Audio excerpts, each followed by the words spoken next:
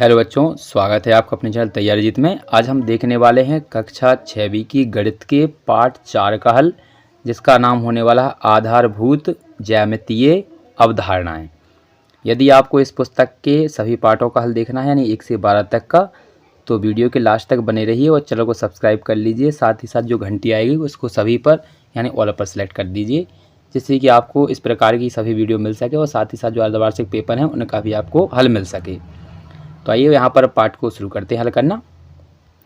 तो देखिए यहाँ पर ये इस प्रकार से जो आकृतियाँ बनी हुई हैं, इनके नीचे लिखा हुआ है कौन सी आकृति बंद है और कौन सी खुली हुई है।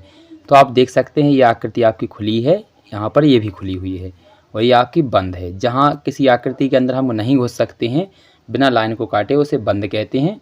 और इन दोनों आकृति में हम यहाँ से इसमें एंटर कर सकते हैं और यहाँ से इसमें एंटर कर सकते हैं, जबकि इन तीनों आकृति में आप कहीं से भी अंदर नहीं जा सकते। ठीक है, तो ये बंद कहलाएंगे जिनके अंदर हम नहीं जा सकते, और इनके अंदर हम जा सकते हैं इन दोनों के अंदर, तो इसे हम बोलेंगे खुली आकृति। इसी प्रकार से नीचे दी गई हैं तो आप इनमें देख सकते हैं। ये आपकी खुली आकृति है और ये भी आपकी खुली आकृति है, और ये दोनों आपकी कैसी हैं, बंद आकृतियाँ। तो इनको आप लिख लेंगे इन बॉक्सों में नीचे। तो आइए यहाँ पर स्टार्ट करते हैं। ये हमारे प्रश्न दिए गए हैं, तो यहाँ पर आपको इन प्रश्नों के उत्तरों के हिसाब से आपको यहाँ पर जो बॉक्स दिए गए हैं उनको आपको भर लेना है। यदि आपका पहला आंसर आता है तो आपको ए वाला भरेंगे, और यदि दूसरा आता है तो ये वाला, और तीसरा आता है तो ये वाला। इस प्रकार से आपको ये गोले भर लेने हैं। तो आइए पहला प्रश्न पढ़ लेते हैं बच्चों, क्या दिया गया है। तो प्रश्न पहला है, आकृति जो दी गई है आपकी, इसमें आपके कितने रेखाखंड हैं। तो देखिए, तो यहाँ से आपका पहला, आप यहाँ से यहाँ तक देखेंगे तो एक रेखाखंड हो जाएगा हमारा ए बी। इसके बाद आगे देखेंगे तो यहाँ पर हो जाएगा बी और सी। तो ये आपके रेखाखंड हैं ए बी और बी सी। कितने रेखाखंड हैं आपके, 2। तो ये आंसर हो जाएगा हमारा ऑप्शन नंबर बी। अगला प्रश्न दिया गया है, ये देखिए क्या लिखा है प्रश्न नंबर 2। तो यहाँ पर लिखा है, यदि दो रेखाओं में एक उभयनिष्ठ बिंदु हो तो वह रेखाएं कहलाती हैं। तो यहाँ पर ये उभयनिष्ठ जो रेखा होती है यानी बिंदु होता है उनमें, तो क्या कहलाती हैं, प्रतिच्छेदी रेखाएं। इस प्रकार से बनती हैं एक्स टाइप में। तो यहाँ पर ये जहाँ पर काटती हैं उसी को हम क्या कहते हैं, उभयनिष्ठ बिंदु। अगला प्रश्न दिया गया है तीसरा। तो देखिए क्या लिखा है, इसमें आपका लिखा है समांतर रेखाओं का उदाहरण नहीं है। तो समांतर रेखाएं कौन सी होती हैं, वे रेखाएं होती हैं जो एक दूसरे को कितनी ही बढ़ाओ तो एक दूसरे को नहीं काटती हैं, यानी जिनके बीच में अंतर समान होता है सभी जगह पर। तो इसका सही आंसर हो जाएगा हमारा, तो नहीं है पूछा तो हमारा हो जाएगा डी, क्योंकि यहाँ पर देखेंगे जो एक्स होता है अक्षर, वो एक दूसरे को काटते हैं, तो ये समांतर रेखाएँ नहीं हैं। तो इसका सही आंसर ऑप्शन नंबर डी। इसके बाद अगला क्वेश्चन देखेंगे हम, प्रश्न नंबर 4। तो ये रहा प्रश्न नंबर 4।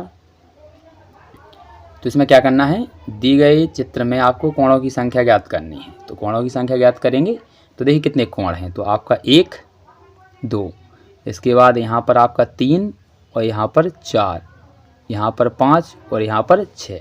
तो कोणों की संख्या हमारी कितनी है, 6। तो ऑप्शन नंबर किस में सही है, बी में। तो ऑप्शन नंबर बी सही हो जाएगा बच्चों। इसके बाद अगला क्वेश्चन है हमारा 5वां। तो इसमें आपका प्रश्न नंबर 5 में क्या पूछा है आपसे। तो देखिए इसमें हमसे पूछा है, दी गई आकृति में कितने विकर्ण खींचे जा सकते हैं। तो देखिए इसमें जितने भी यहाँ पर बिंदु हैं सभी बिंदुओं से एक एक विकर्ण खींचा जा सकता है। तो इसमें देखिए यहाँ से खींचेंगे तो 1, यहाँ से खींचेंगे 2, तो यहाँ से इस प्रकार से 3, इस प्रकार से आप सभी खींचेंगे तो 5 बिंदु है, तो कितने विकर्ण हो जाएंगे, 5। इसके बाद अगला प्रश्न देखेंगे। तो यहाँ पर ये रहा हमारा प्रश्न नंबर अगला 6वां। देखिए क्या लिखा है, तो यहाँ पर हमें दिया गया है। तो ये रहा प्रश्न नंबर 6। तो पढ़ते हैं, ज्यामिति में एक सूक्ष्म बिंदु चिन्ह जो कि एक स्थिति निर्धारित करता है उसे क्या कहते हैं। तो उसे क्या कहा जाता है, बिंदु कहा जाता है। बिंदु इस प्रकार से इसका चित्र होता है, ये बिंदु का चित्र है आपका, छोटी सी बिंदी रखते हैं उसे हम क्या कहते हैं, बिंदु। ये निर्धारक होता है आपका। अगला प्रश्न दिया गया है, देखिए क्या लिखा है, दो बिंदुओं को जोड़ने वाली सबसे छोटा रास्ता क्या कहलाता है। दो बिंदु होती हैं उनको हम जोड़ देते हैं, जैसे कि आपका एक बिंदु ये है और एक ए है, इन दोनों को हम जोड़ेंगे तो जो छोटा रास्ता होता है उसे हम क्या कहते हैं, रेखाखंड कहते हैं। तो ये हमारा आंसर हो जाएगा रेखाखंड। इसके बाद अगला है हमारा क्वेश्चन, नीचे दिया गया है 8वां। तो देखिए क्या लिखा है, तो यहाँ पर दिया गया है, यदि एक रेखाखंड जैसे कि ए बी, यानी जो ऊपर दिया है मान लीजिए, दोनों तरफ बिना किसी अंत्य बिंदु के विस्तारित किया जाता है तो इस प्रकार जो आकृति प्राप्त होती है हमें उसे क्या कहा जाता है। तो इस प्रकार का ये रेखा है, इसमें अगर हम दोनों साइड एरो लगा दें यानी इस साइड को और इस साइड को, तो इस प्रकार से जो हमें चित्र बनेगा वो इस प्रकार से ये बन जाएगा। इसे हम क्या कहते हैं, रेखा। तो ये आपका प्रश्न नंबर 8 का आंसर है बच्चों। इसके बाद प्रश्न नंबर 9 पर चलते हैं। तो ये रहा हमारा प्रश्न नंबर 9। तो देखिए क्या लिखा है 9वां प्रश्न, पढ़ लेते हैं। तो ये रहा हमारा प्रश्न नंबर 9। यदि दो रेखाओं में एक उभयनिष्ठ बिंदु हो तो वे रेखाएं क्या कहलाती हैं। जैसे कि ये चित्र है, तो इसमें आप देखेंगे तो यहाँ पर ये उभयनिष्ठ बिंदु बीच में है। ठीक है, तो आपको यहाँ पर ये बीच में जो दिख रहा है बिंदु, इसी को बोलते हैं उभयनिष्ठ बिंदु। तो ये एक दूसरे को ये लाइनें काट रही हैं, तो इन्हें क्या कहते हैं, प्रतिच्छेदी रेखाएं। तो इसका सही आंसर हो जाएगा, तो वे रेखाएं प्रतिच्छेदी रेखाएं कहलाती हैं। तो आप अच्छे से इसको आंसर लिख लेंगे, ये रहा आपका। तो ये है आपका प्रतिच्छेदी रेखाएं। अगला प्रश्न देखेंगे, ये रहा हमारा प्रश्न नंबर 10वां। तो देखिए प्रश्न नंबर 10 में क्या दिया गया है। समांतर रेखाओं को समझाते हुए अपने परिवेश में कोई 4 उदाहरण देने हैं आपको। तो समांतर रेखाएं किन्हें कहते हैं, तो वे रेखाएं जिनकी सभी स्थानों पर जो समान दूरी होती है रहती है। ठीक है, सभी स्थानों पर समान दूरी रहती है, समांतर रेखाएं कहलाती हैं। उदाहरण के लाने आप देख सकते हैं यहाँ पर, उदाहरण के लिए जैसे कि आपका रेल की पटलियाँ हैं, समांतर कहलाती हैं। किताब के जो किनारे होते हैं वो भी आपके समांतर कहलाते हैं, आमने सामने वाले। ब्लैक बोर्ड की जो सामने के किनारे होते हैं आमने सामने के, जैसे ये ब्लैक बोर्ड है तो इसका इस साइड का और इस साइड का ये आपके समांतर होंगे, और यहाँ पर जो आमने सामने की भुजाएं होंगी वही आपकी समांतर होने वाली सभी जगह पर। टेबल के किनारे हैं तो ये भी आपके समांतर होंगे। तो ये हमारे प्रश्न नंबर 10 के आंसर हैं। इसके बाद हम प्रश्न नंबर 11 देखते हैं क्या दिया गया बच्चों। तो ये रहा प्रश्न नंबर 11 है। तो इसमें चित्र देख लेते हैं पहले क्या दिया है। तो देखिए, तो चित्र में आपको पहला प्रश्न है, किरण किसे कहते हैं।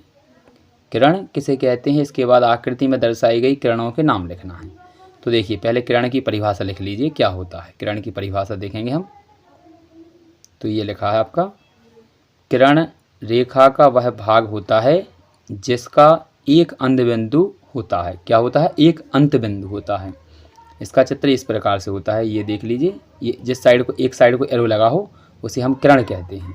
इस साइड को भी हो सकती है और इस साइड को भी हो सकती है। अब हमें यहाँ पर इस चित्र में आपको किरणों के नाम लिखना है। तो देखिए कौन कौन सी किरण है। तो आपकी एक ए है, दूसरी बी है और तीसरी आपकी सी हो जाएगी। और फिर आप एक देखें तो यहाँ पर एन बी भी है आपकी। तो देखिए एक होगी ओ ए ये वाली, फिर ओ बी ये वाली, और फिर आपकी होगी ओ सी, इसके बाद एक होगी आपकी एन बी। तो इस प्रकार से ये हमारी किरणों की संख्या हो जाएगी 4। अगला प्रश्न देखते हैं। तो ये रहा प्रश्न नंबर हमारा अगला 12वां प्रश्न। इसमें क्या दिया गया है, निम्न आकृतियों को खुले और बंद वक्रों के रूप में पहचानिए और नीचे दी गई तालिका में लिखिए। तो आपको ये बताना है कौन सी आकृति बंद है और कौन सी खुली हुई। तो देखिए, तो आप इसको देखेंगे, अच्छे से देख लेना है आपको। तो आप देख सकते हैं ये वाली आकृति आपकी खुली हुई है, इसके बाद ये आपकी बंद है और ये बंद है और यहाँ पर ये भी बंद है। तो 2, 4 और 6 आकृति आपकी कैसी है, बंद। तो 2, 4 और 6 लिख देंगे। इसके बाद खुली हुई आकृति आपकी 1, 3 और 5। तो 1, 3 और 5 आपकी खुली हुई आकृति। तो इस प्रकार से आपको लिख लेना है। इसके बाद अगला प्रश्न देखते हैं बच्चों। ये रहा हमारा प्रश्न नंबर 13 है। तो इसमें क्या पूछा है देखिए,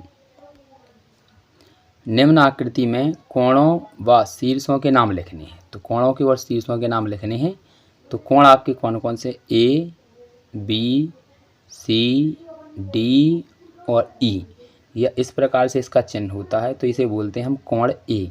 तो इस प्रकार से आपको लिखने हैं कोणों के नाम। तो ये रहे कोणों के नाम आपके, तो लिख लीजिएगा कोण ए, बी, सी, डी और ई। तो ये हमारे कोण हो चुके हैं ए, बी, सी, डी, ई। इसके बाद शीर्ष लिखेंगे। तो देखिए शीर्ष ये होते हैं, तो शीर्ष आपके केवल नाम ही लिखना है। तो शीर्ष ए, बी, सी, डी, ई। तो ये आपके क्या है, शीर्षों के नाम। आशा है कि आपको समझ में आ गया होगा। अगला प्रश्न देखेंगे 14। तो ये लिखा है हमारा 14वां प्रश्न। तो देखिए क्या लिखा है, ये चित्र दिया गया है आपका, तो इसको देखकर आपको बताना है। संलग्न चित्र में वे बिंदु लिखिए जो।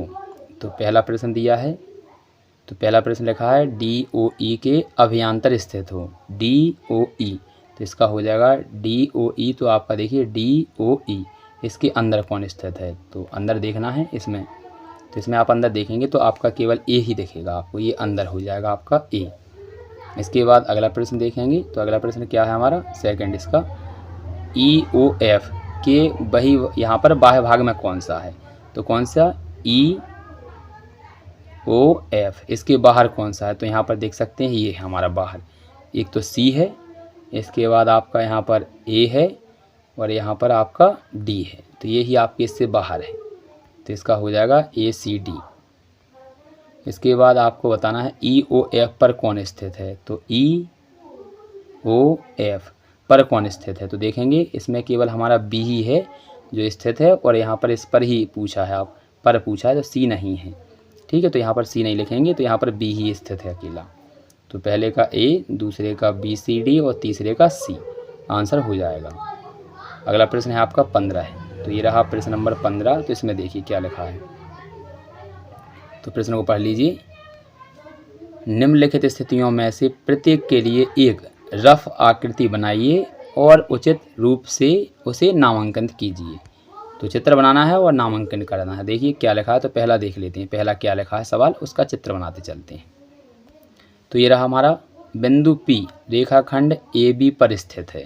तो यहाँ पर ये रेखाखंड है हमारा AB, इस पर कोई बिंदु क्या है P, तो ये हमारा P बिंदु स्थित है। तो ये पहला चित्र है आपका A का।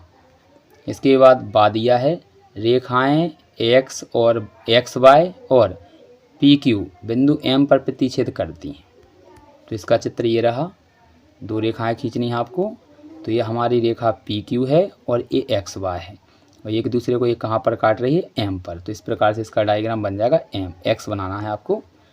तीसरा प्रश्न देखिए, तो ये रहा हमारा थर्ड प्रश्न इसका, रेखा L, E और F स्थित हैं परंतु D स्थित नहीं है। तो देखिए L ये रेखा हो गई है हमारी, यहाँ से यहाँ तक ये L रेखा है, इस पर E स्थित है और F, परंतु इस पर क्या स्थित नहीं है, D। तो D नहीं स्थित है, तो D को आप कहीं भी बना सकते हैं बाहर। तो ये हो जाएगा आपका चित्र। इसके बाद लास्ट है आपका ये वाला दा। तो इसमें क्या लिखा है, OP और OQ बिंदु O पर मिलाइए। तो ये है O है बिंदु, ये P और ये Q, इस प्रकार से आपको बना लेना है चित्र। तो आशा है कि आप समझ चुके हो। ये 15वां क्वेश्चन है आपका। इसके बाद हम अगले वाले वीडियो मिलते हैं। इसके बाद एक वीडियो चलेगा, उस वीडियो को आप यहाँ पर देखेंगे और पता चलाएंगे कि किस प्रकार से आपको 1 से 12 तक के प्रश्नों का उत्तर देखना है। तो मिलते हैं अगले वीडियो में, तब तक के लिए जय हिंद जय भारत। जितने भी आपके सब्जेक्ट हैं, तो किसी भी सब्जेक्ट का यदि आपको हल चाहिए तो किस प्रकार से करेंगे, संपूर्ण हल को यहाँ पर डाउनलोड और यहाँ पर देखेंगे वीडियो। तो आपको सबसे पहले क्या करना है, यहाँ पर जाकर इस सब्सक्राइब बटन पर क्लिक कर देना है। इससे क्या होगा, इस प्रकार से ये इस काला हो जाएगा और यहाँ पर ये घंटी दिखने लगेगी, इस पर जाके आपको दबाकर ऑल पर सेलेक्ट कर देना है। इसके बाद आप क्या करेंगे, यहाँ पर इसके बाद आपको यहाँ पर ये नाम दिख रहा है तैयारी जीत, इस पर आपको क्लिक कर देना है। इस पर जैसे ही आप क्लिक करेंगे तो यहाँ पर आपको इस प्रकार से इंटरफेस दिखाई देने लगेगा। यहाँ पर इस प्रकार से दिखाई देगा। आप में यहाँ पर जाकर क्या करना है, यहाँ पर यहाँ पर चौथे नंबर पे आपको दिख रहा होगा प्ले लिस्ट। यहाँ पर ये प्ले लिस्ट दिख रहा है, इस पर जाके आपको क्लिक कर देना है। इस पर जैसे ही आप क्लिक करेंगे तो यहाँ पर कुछ इस प्रकार से आपको आगे दिखाई देगा। तो यहाँ पर ये पुस्तकों के नाम आपको यहाँ पर दिखने लगेंगे। जो भी यहाँ पर पुस्तकें आपकी यहाँ पर कक्षा 6 अंग्रेजी या एटिकेट अभ्यास पुस्तिका का संपूर्ण हल, ये कक्षा 5वीं की अंग्रेजी पुस्तिका का संपूर्ण हल है, और यहाँ पर ये 8वीं, तो सभी पुस्तकों के यहाँ पर हल डाल दिया गया है। तो आप इन पर क्लिक करेंगे जैसे ही, तो उस विषय के संपूर्ण पाठ यहाँ पर खुल जाएंगे। जैसे यहाँ पर हम कक्षा 5वीं का देखते हैं, तो यहाँ पर देखिए कक्षा 5वीं के सभी पाठ यहाँ पर खुलकर आ गए हैं। अब इन पर आप जिस भी वीडियो को देखना चाहते हैं तो उस पर आप क्लिक करेंगे और वो वीडियो प्ले हो जाएगी। तो इस प्रकार से आप